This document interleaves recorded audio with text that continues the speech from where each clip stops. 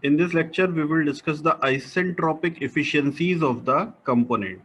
Isentropic efficiencies of the component, कौन से component? Compressor and turbine. और सिर्फ कंप्रेसर और टरबाइन क्यों? क्योंकि सिर्फ कंप्रेशन प्रोसेस और एक्सपेंशन प्रोसेस जो टरबाइन में हो रहा है वही आइसेंट्रोपिक है। ठीक है, तो अभी यहाँ पे हम क्या कर रहे हैं, देखिए पहले हम सिंपल साइकिल को कंसीडर करते हैं on TS diagram. Considering the simple Brayton cycle on TS diagram, where is the simple Brayton cycle is 1 2s 2s लिखा है। देखिए जो प्रोसेस को हम सिंपल बेटन साइकिल में 1 2 लिखते थे, इस साइकिल में हमने उस प्रोसेस को आइसेंट्रोपिक प्रोसेस को, जो कि 1 से 2 आइसेंट्रोपिक कंप्रेशन हम लेते हैं, that process named is 1 and 2s। The final point of compression is 2s। ठीक है, s for isentropic. Then heat addition at constant pressure is from 2s to 3, 2s to 3. This process, constant pressure process, constant pressure heat addition. Then isentropic expansion in the turbine is 3 4s 3 4s. This process is the isentropic process in which an expansion takes place in the turbine. Then the last process is constant pressure heat rejection, which is 4s to 1, 4s process, 4s to 1. This is constant pressure heat rejection process। ठीक है, तो ये तो है simple Brayton cycle जो आपने अभी तक पढ़ी है।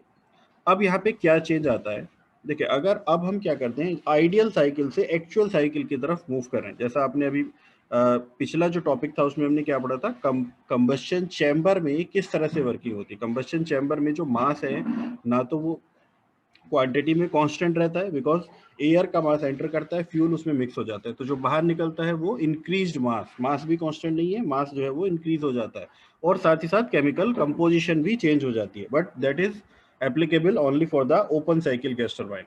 वी आर नाउ यहाँ पे क्या है, आइसेंट्रोपिक इफिशियंसी जो हम पढ़ रहे हैं वो दोनों के लिए वैलिड होंगी। आइसेंट्रोपिक इफिशियंसी जो है वो दोनों के लिए होगी, चाहे वो ओपन साइकिल हो या फिर क्लोज साइकिल हो। ठीक है, तो हम इसको क्लोज साइकिल से समझते हैं, क्योंकि क्लोज साइकिल से ओपन साइकिल समझना आसान है, क्योंकि इसमें 4 प्रोसेस हैं और उसमें 3 प्रोसेस हैं, और वो ओपन साइकिल में जो 3 प्रोसेस हैं वो क्लोज साइकिल के 3 प्रोसेस कॉमन ही रहते हैं। तो क्लोज साइकिल में एक एक्स्ट्रा है, इसलिए हम इसको क्लोज साइकिल से समझते हैं। तो 1 2s isentropic compression and 3 4s isentropic expansion in the turbine. तो ये है हमारे आइडियल प्रोसेस। अब आइडियली तो कुछ होता नहीं है। आइडियल प्रोसेस या आइसेंट्रोपिक प्रोसेस क्या होते हैं, एडियाबैटिक या फिर रिवर्सिबल एडियाबैटिक, ज्यादा बेटर कहे तो रिवर्सिबल। तो थोड़ा सा जरा थर्मोडायनेमिक्स में बैक जाइए और याद करिए कि रिवर्सिबल प्रोसेस क्या होते हैं। Reversible processes are those process that takes place without friction. तो जहां पे कोई भी फ्रिक्शन नहीं होता है वहां पे हम कह सकते हैं कि that process is internally reversible process. ठीक है, लेकिन एक्चुअल में तो कोई भी प्रोसेस रिवर्सिबल होता नहीं है, प्रैक्टिकली कोई प्रोसेस रिवर्सिबल होता नहीं है। इसका मतलब जो रिवर्सिबल प्रोसेस हमने यहाँ पे कंसीडर किया था, अगर उसमें फ्रिक्शन की वजह से इरिवर्सिबिलिटी आ जाएगी तो वो प्रोसेस जो है कंप्लीटली आइसेंट्रोपिक नहीं होगा, रिवर्सिबल नहीं होगा। ठीक है, तो इस वजह से क्या होगा, जो प्रोसेस है वो अगर आइसेंट्रोपिक नहीं होगा, देखिए टीएस डायग्राम पे हमने इसको ड्रॉ किया है, जिसमें वर्टिकल एक्सिस पे टेम्परेचर, हॉरिजॉन्टल एक्सिस पे है एंट्रोपी। तो अगर ये प्रोसेस आइसेंट्रोपिक नहीं होगा, मतलब 1 2 प्रोसेस की या 1 2 2s प्रोसेस की जो वर्टिकल लाइन थी वो वर्टिकल नहीं होगी। ठीक है, वो वर्टिकल नहीं होगी। अब अगर वो वर्टिकल नहीं होगी तो टेम्परेचर तो उसमें इंक्रीज हो रहा है, इसका मतलब इस 1 पॉइंट से ऊपर तो जाएगी। अब अगर वो ऊपर जाएगी तो इसके इधर साइड में आएगी या फिर इधर साइड में आएगी, वो हमें थोड़ा सा देखना पड़ेगा, उसको हमें एनालाइज करना पड़ेगा। तो देखो समझते हैं, take internal irreversibility, that means friction into account, isentropic efficiency is considered.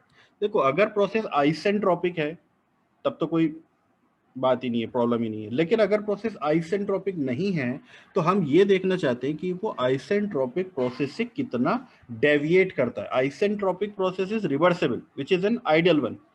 लेकिन अगर हम आइडियल से एक्चुअल की तरफ जाते हैं तो ऑब्वियसली जो साइकिल की इफिशियंसी है, कंप्लीट साइकिल की जो इफिशियंसी है, वर्क आउटपुट है, वो कम होगा।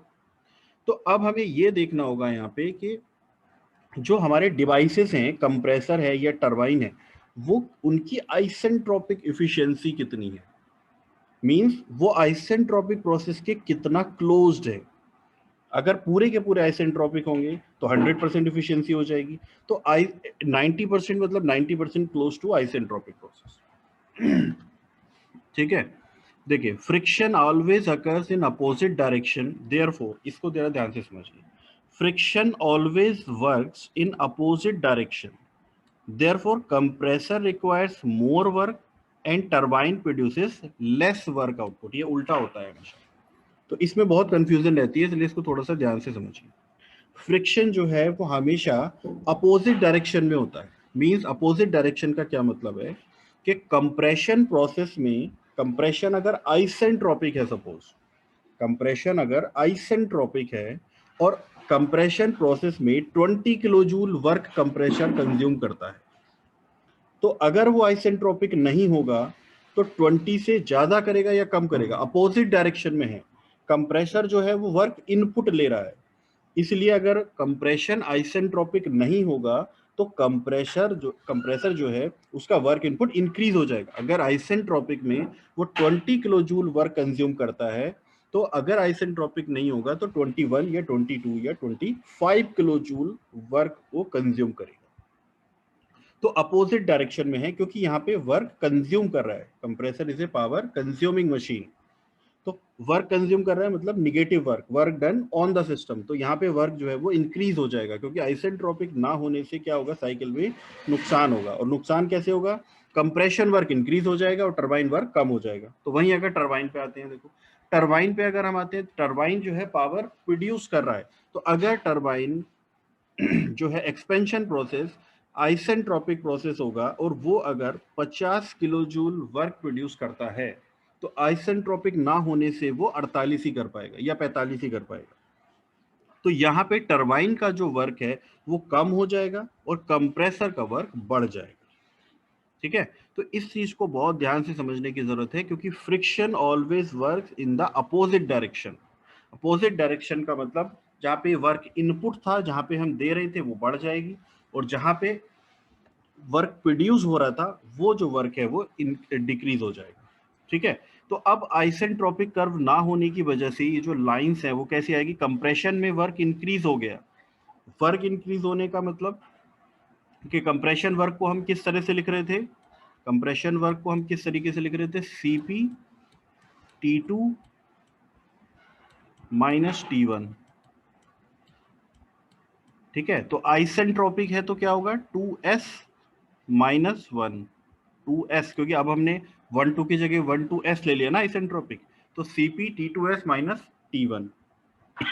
ठीक है, अगर ये आइसेंट्रोपिक नहीं होगा तब भी T1 तो कांस्टेंट, T1 तो सेम है ना दोनों के लिए, और Cp भी सेम है, क्योंकि एयर तो है ही, वर्किंग फ्लूइड क्या है, अभी भी एयर है। तो Cp भी सेम है और T1 भी सेम है।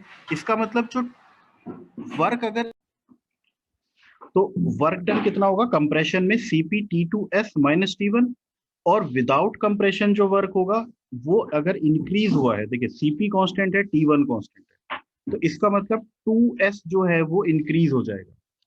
T2s जो है वो इंक्रीज हो जाएगा, मतलब जो ये टेम्परेचर है हमें यहाँ पे ज्यादा पुट करना पड़ेगा, तभी तो कंप्रेशन वर्क इंक्रीज होगा। तो देखें यहाँ पे, हम देखें ये जो प्रोसेस है वो ऊपर की तरफ जाएगा, ना कि नीचे की तरफ। और अगर कांस्टेंट प्रेशर लाइन की बात करें, तो अगर हमने इसको पीछे की तरफ बना दिया, तो ये कांस्टेंट प्रेशर लाइन का स्लोप कैसे जा रहा है, इस तरीके से जा रहा है। तो अगर ये पीछे की तरफ आ गया इस लाइन से, यहाँ पे इस तरह से हम बनाते हैं, तो यहाँ पे जो टेम्परेचर आएगा वो T2s से कम होगा। लेकिन T2s से टेम्परेचर कम हो नहीं सकता विदाउट आइसेंट्रोपिक प्रोसेस में, वो ज्यादा होगा, इसलिए ये जो कर्व है वो इधर की तरफ जाएगा, ऊपर की तरफ। क्योंकि T2 जो है, T2 जो हमें रखना है temperature, final temperature after compression process without isentropic, तो ये T2 जो है, that T2 will be greater than T2s। और ये T2 जो है वो T2s से ग्रेटर देन तभी हो सकता है जब ये जो प्रोसेस है वो राइट हैंड साइड में मूव करे, इस तरीके से। ठीक है, ठीक है, तो पहले हम कंप्रेशन की बात करते हैं। तो कंप्रेशन की अगर हम बात कर रहे हैं तो कंप्रेसर की जो इफिशियंसी है उसको देखिए कैसे लिखेंगे। मैंने अभी क्या बताया, friction always works in the opposite direction. Means अगर प्रोसेस का आइसेंट्रोपिक नहीं होगा, तो एक्चुअल प्रोसेस अगर आइसेंट्रोपिक नहीं होगा तो एक्चुअल जो वर्क है वो ज्यादा देना पड़ेगा compare to the isentropic. Isentropic अगर होता तो कम देना पड़ता, लेकिन एक्चुअल में हमें आइसेंट्रोपिक अगर वो नहीं हुआ तो एक्चुअल में ज्यादा वर्क देना पड़ेगा। तो इफिशियंसी कंप्रेसर की क्या हो जाएगी, कंप्रेसर की इफिशियंसी हो जाएगी isentropic work upon actual work. क्योंकि देखो efficiency can't be greater than 100%, 100% नहीं हो सकती। इसका मतलब न्यूमरेटर में कम वाली टर्म आएगी और डिनोमिनेटर में ज्यादा वाली टर्म आएगी। ठीक है, कोई भी टर्म को अगर हमें 1 से कम रखना है तो न्यूमरेटर में, कोई भी रेशियो को अगर हमें 1 से कम रखना है तो न्यूमरेटर में कम होना चाहिए और डिनोमिनेटर में ज्यादा रहना चाहिए। भाई 4/5 ना 1 से कम होगा, 5/4 तो 1 से ज्यादा हो जाएगा, इफिशियंसी ज्यादा हो जाएगी 100% से, तो वो तो पॉसिबल नहीं है। इसका मतलब जो न्यूमरेटर वाली टर्म आएगी वो कम आएगी और डिनोमिनेटर वाली जो टर्म होगी वो ज्यादा होनी चाहिए। तो कंप्रेसर इफिशियंसी में आइसेंट्रोपिक वर्क कम है, एक्चुअल वर्क ज्यादा है, इसलिए आइसेंट्रोपिक ऊपर आएगा और एक्चुअल वर्क नीचे आएगा। आइसेंट्रोपिक प्रोसेस कौन सा है, 1 से 2s। आइसेंट्रोपिक प्रोसेस कौन सा है, 1 से 2s। तो आइसेंट्रोपिक वर्क कितना हो जाएगा, enthalpy change H2s minus H1। और एक्चुअल वर्क कितना हो जाएगा, एंथैल्पी चेंज, एक्चुअल कौन सा है 1 से 2, तो कितना हो जाएगा H2 माइनस H1। ठीक है, ठीक है। अब चूंकि आइडियल गैस का यूज कर रहे हैं तो एंथैल्पी चेंज को क्या लिख सकते हैं, Cp। जैसे H2 माइनस H1 है तो इसको लिख सकते हैं Cp T2 minus T1। H2s minus H1 है तो इसको लिख सकते हैं Cp T2s minus T1। Cp तो कांस्टेंट ही है क्योंकि एयर ही है दोनों प्रोसेस में, तो Cp कैंसिल हो जाएगा। इसको क्या लिख सकते हैं हम, टेम्परेचर की टर्म में कंप्रेसर इफिशियंसी को T2s minus T1 upon T2 minus T1, या एंथैल्पी की फॉर्म में भी लिख सकते हैं H2s minus H1 upon H2 minus H1। तो ये जो इफिशियंसी होती है वो लगभग 80 से 85% के आसपास होती है। मींस अगर हम कंपेयर करें इफिशियंसी 80 टू 85% होने का क्या मतलब है कि लगभग 15 से 20% ज्यादा वर्क करना पड़ेगा एक्चुअल कंप्रेशन प्रोसेस में compared to the isentropic compression process. ठीक है, 15 से 20% कंप्रेशन ज्यादा वर्क कंज्यूम करेगा, कंप्रेसर ज्यादा वर्क कंज्यूम करेगा एक्चुअल कंप्रेशन प्रोसेस में compare to the isentropic compression. अगर आइसेंट्रोपिक होता तो ये 15 से 20% का जो वर्क है हमारा बच जाता, लेकिन ये कंप्रेसर ज्यादा कंज्यूम कर लेगा। अब देखते हैं टरबाइन इफिशियंसी। तो टरबाइन के केस में भी देखो सेम है, ये कॉन्सेप्ट हमेशा याद रखना, friction always works in opposite direction. तो आइसेंट्रोपिक है 3,4s, 3,4s प्रोसेस में, आइसेंट्रोपिक प्रोसेस में टरबाइन जितना वर्क प्रोड्यूस कर रहा था, अगर आइसेंट्रोपिक नहीं होगा एक्चुअल में वो कम वर्क प्रोड्यूस करेगा, ज्यादा नहीं करेगा, कम वर्क प्रोड्यूस करेगा। और अगर कम वर्क प्रोड्यूस करेगा तो देखो आइसेंट्रोपिक प्रोसेस अगर था तो हमें एक्सपेंशन में यानी कि टरबाइन से WT जो था वो कितना मिल रहा था, WT Cp T3 minus T4s। ठीक है, अब देखो अगर ये आइसेंट्रोपिक में हमें इतना मिल रहा था, ठीक है, इसको let's say this is 50 kilo joule. अब ये आइसेंट्रोपिक नहीं है, भाई आइसेंट्रोपिक नहीं भी है तब भी सीपी पे तो कोई इफेक्ट नहीं पड़ रहा क्योंकि CP is the specific heat of air. तो सीपी पे तो कोई फर्क नहीं पड़ रहा, एयर ही है, चाहे आइसेंट्रोपिक प्रोसेस हो चाहे ना हो, वर्किंग फ्लूइड तो एयर ही है ना, इसलिए सीपी तो कांस्टेंट है। ठीक है ना। एक एग्जांपल ले लेते हैं हम, सपोज सीपी की वैल्यू है 2, T3 की वैल्यू है 35 और T4s की वैल्यू है 25, सॉरी 10, T4s की वैल्यू है 10, तो 35, T3 की वैल्यू 35 माइनस 10 25 मल्टीप्लाइड बाई 2 50, तो 50 किलो जूल वर्क हमें मिल रहा था आइसेंट्रोपिक प्रोसेस में। अब अगर आइसेंट्रोपिक नहीं भी है तब भी एयर तो रहे, और एयर की वर्किंग फ्लूइड यानी air is the working fluid, इसकी स्पेसिफिक हीट सीपी, सीपी की वैल्यू है 2, तब भी अगर आइसेंट्रोपिक नहीं भी है तब भी सीपी की वैल्यू तो 2 ही रहेगी, है ना, तो सीपी तो कांस्टेंट है। दूसरा, अगर आइसेंट्रोपिक प्रोसेस नहीं भी है तब भी स्टार्ट तो 3 से ही होगा ना भाई, स्टार्ट तो 3 पॉइंट से हो रहा है, यानी कि T3 भी सेम रहेगा, यानी कि ये टेम्परेचर भी 35 ही रहेगा, है ना, T3 वाला जो टेम्परेचर है ये भी 35 ही रहेगा। अब अगर वर्क कम प्रोड्यूस होगा तो 35 में से जब हमने 10 घटाया था तो बचा था 25, 25 दूनी 50 वर्क मिला था। अभी हमें 50 से कम वर्क मिलना है, यानी कि ये टेम्परेचर जो है वो 10 से ज्यादा होना चाहिए। अगर वो 10 से कम हो गया, सपोज 10 से कम हो गया, 5 रह गया, 5 रह गया, तो 35 माइनस 5 30, और 30 मल्टीप्लाइड बाई 2 60, तो वर्क तो इंक्रीज हो जाएगा, बट इंक्रीज नहीं हो सकता। आइसेंट्रोपिक एक्चुअल वर्क जो है वो आइसेंट्रोपिक से कम होगा, because friction works always in opposite direction. तो इसका मतलब ये जो फाइनल टेम्परेचर है आइसेंट्रोपिक के बाद वो 10 किलो जूल से ज्यादा होना चाहिए। ठीक है, सपोज कि ये जो है हमने 15 कर लिया, तो 10 से अगर 15 हो गया तो 35 माइनस 15 20, 20 दूनी 40, तो 40 किलो जूल वर्क हमें मिलेगा टरबाइन से। अगर आइसेंट्रोपिक होता तो 50 मिल जाता, आइसेंट्रोपिक नहीं है तो 40 मिलेगा। आइसेंट्रोपिक होता तो ये जो टेम्परेचर है 4s, ये हमें 10 मिल जाता, 10 तक वो एक्सपेंड कर सकता था, 10 यूनिट टेम्परेचर तक। लेकिन आइसेंट्रोपिक नहीं है तो 15 पे ही रुक गया, 15 के नीचे गए नहीं, एक्सपेंशन खत्म हो गया। यानी कि एक्सपेंशन के बाद जो फाइनल टेम्परेचर है वो आइसेंट्रोपिक में कम मिलेगा बट एक्चुअल में ज्यादा हो जाएगा, यानी कि T4 जो टेम्परेचर होगा वो एक्चुअल में वो ज्यादा होगा कंपेयर टू द 4s। ये ज्यादा तभी हो सकता है जब ये प्रोसेस इसके राइट साइड में आएगा, इधर की तरफ। अगर ये लेफ्ट साइड में आएगा तो देखो ये तो कांस्टेंट प्रेशर लाइन है, नीचे की तरफ आती है कांस्टेंट प्रेशर लाइन तो हमेशा, तो यहां पे टेम्परेचर और कम मिलता। तो आइसेंट्रोपिक वाली लाइन, सॉरी कंप्रेशन वाली लाइन भी और एक्सपेंशन वाली लाइन भी दोनों राइट साइड में ही बनेंगी। तो यहां पे हमें फाइनल टेम्परेचर मिलेगा 4 पॉइंट का, जो कि ज्यादा होगा कंपेयर टू 4s। ठीक है, अब यहां पे जरा ध्यान देना, तो टरबाइन इफिशियंसी अब कितनी हो जाएगी, टरबाइन इफिशियंसी हो जाएगी एक्चुअल वर्क अपॉन आइसेंट्रोपिक। यहां उल्टा हो गया, देखो उल्टा क्यों हुआ, क्योंकि efficiency can't be greater than 1, और अगर कोई भी रेशियो को हम चाहते हैं कि वो 1 से ज्यादा ना हो तो न्यूमरेटर में कम होना चाहिए और डिनोमिनेटर में ज्यादा होना चाहिए। टरबाइन के केस में एक्चुअल वर्क कम है और आइसेंट्रोपिक वर्क ज्यादा है, इसलिए एक्चुअल ऊपर आएगा, आइसेंट्रोपिक नीचे आएगा। जबकि कंप्रेशन के केस में आइसेंट्रोपिक वर्क कम था, एक्चुअल वर्क ज्यादा था, तो आइसेंट्रोपिक ऊपर था, एक्चुअल नीचे था।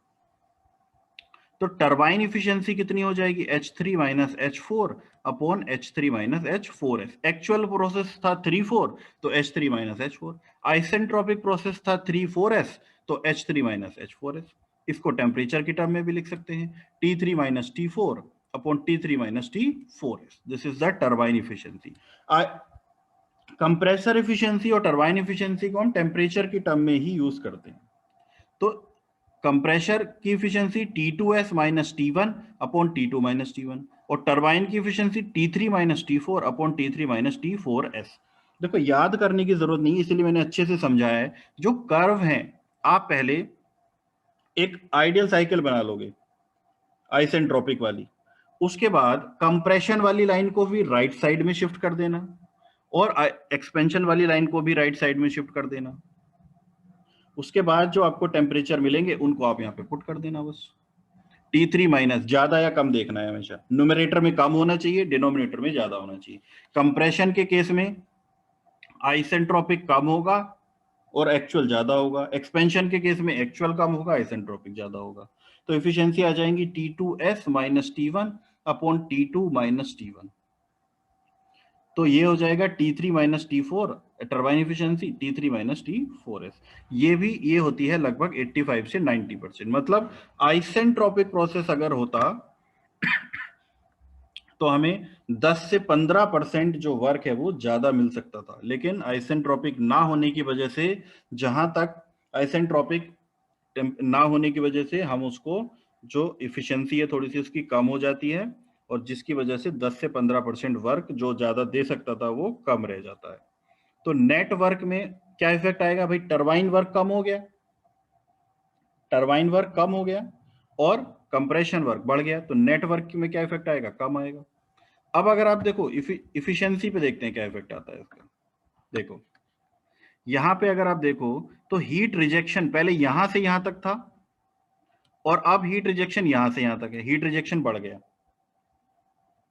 और अगर आप देखें हीट एडिशन, तो हीट एडिशन का क्या इफेक्ट आया? हीट एडिशन पहले यहां से यहां तक था, अब यहां से यहां तक है, 2 से 3 थे, यानी कि हीट एडिशन जो था वो कम हो गया, हीट रिजेक्शन बढ़ गया। ठीक है, तो क्या इफेक्ट आएगा? हीट रिजेक्शन बढ़ेगा और हीट सप्लाइड या हीट एडिशन जो था वो कम हो जाएगा। तो efficiency 1 minus Q R upon Q S, ये टर्म बढ़ेगी और ये टर्म कम होगी, यानी कि पूरी की पूरी जो टर्म थी ये बढ़ जाएगी। 1 में से कोई बढ़ी हुई टर्म को माइनस करेंगे तो इफिशियंसी जो है वो कम हो जाएगी। ठीक है, ये कम हो रही है, ये ज्यादा हो रही है, तो इफिशियंसी भी क्या हो जाएगी? कम हो जाएगी। तो टरबाइन और कंप्रेशन इफिशियंसी इंक्लूड करने से साइकिल में इफिशियंसी भी उसकी कम हो जाती है और नेट वर्क भी उसका जो है वो कम हो जाता है।